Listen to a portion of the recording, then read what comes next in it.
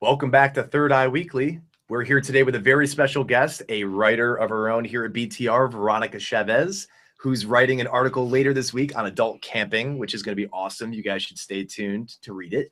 But until then, we're here to talk a little bit about vacationing, specifically traveling for extended period of time, and how you can go about doing that with student debt, other economic unfeasibilities. Thank you for joining us today, Veronica. Yeah, no problem. My pleasure. So you were telling us a little bit in the office about how you did a lot of traveling when you were younger to South America. Yes. Well, my mom is from Argentina and my dad is from Peru. So I've had my fair share of vacationing over there.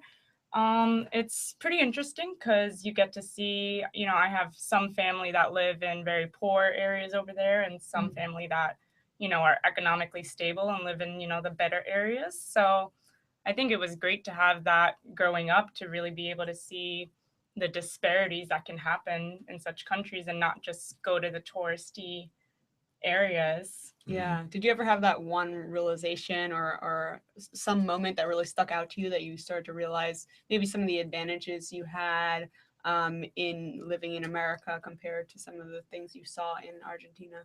Yeah, of course. I mean, the security situation over there is pretty bad. Even my recent trip, which was 2 summers ago to Argentina, I saw things firsthand.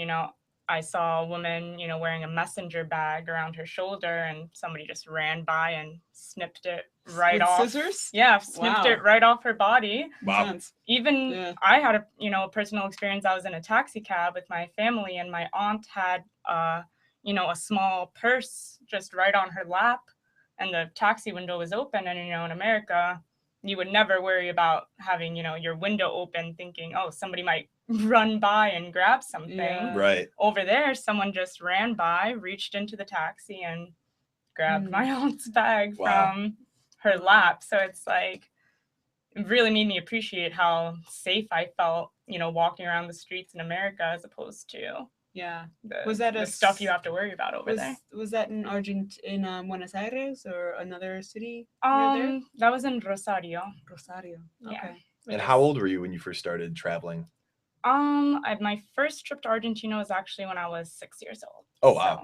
So it's been for a little while, but it's all been through your family.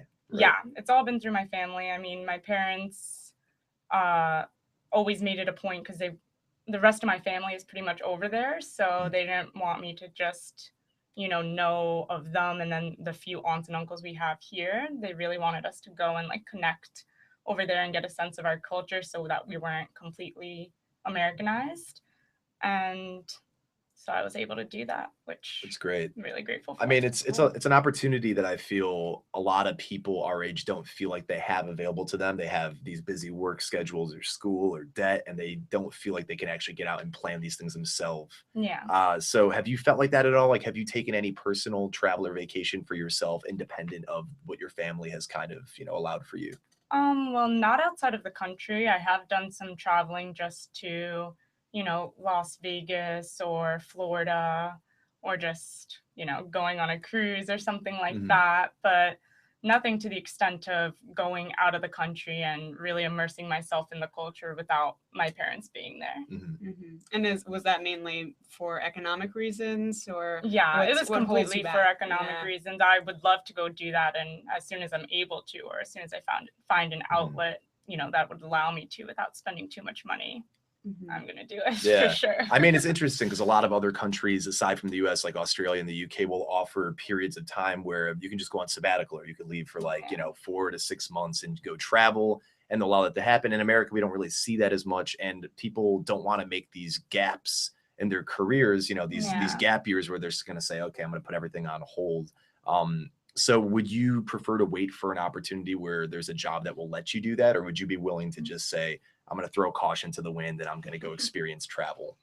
I mean, I think I would not be opposed to creating a gap in time where I just stop what I'm doing in my career and go travel. And that's mainly because I've seen my parents, discouraged to travel because they felt that they couldn't pull themselves away from their jobs and they waited a long time. And not that they didn't experience it later on in life, but I could tell that there was a sense of regret that they didn't do it when they were younger and could do a lot of the activities that they can't do now. So definitely want to do it while I'm young and I can, you know, go on a hike or something wherever I'm going. Because I remember I went to, you know, just Puerto Rico with my parents and they were like dying on the El Yunque trail. Like, Yeah, I've been on that trail. It's not that crazy. Yeah, either. it's not that it's bad. All paved out.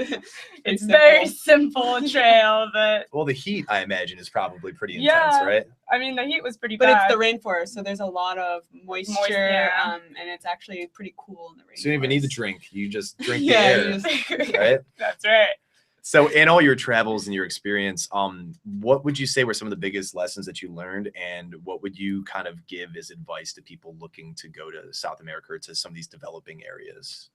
Well, I think you definitely have to be aware of your surroundings at all times. I think that goes without saying. And I guess when I was with my family, they were just trying to limit the amount of English I was speaking. I mean, I have that, you know, I'm able to speak Spanish. So obviously not everybody who travels there is going to be able to speak Spanish. But, you know, if you can obviously have a set out plan, and with countries that have a, you know, security problem, just try to be careful as how you portray yourself, you know, as a tourist. Yeah, I always think it's best when we kind of just jump in and immerse ourselves and try not to speak our, you know, native tongue when we're at a different place. That's great advice. Yeah. Well, it's all some great advice. Thank you so much for joining us today, Veronica. It was a pleasure having you. Tune in later this week for her article, Adult Camping. You won't want to miss it. Till next time, folks. Thank you.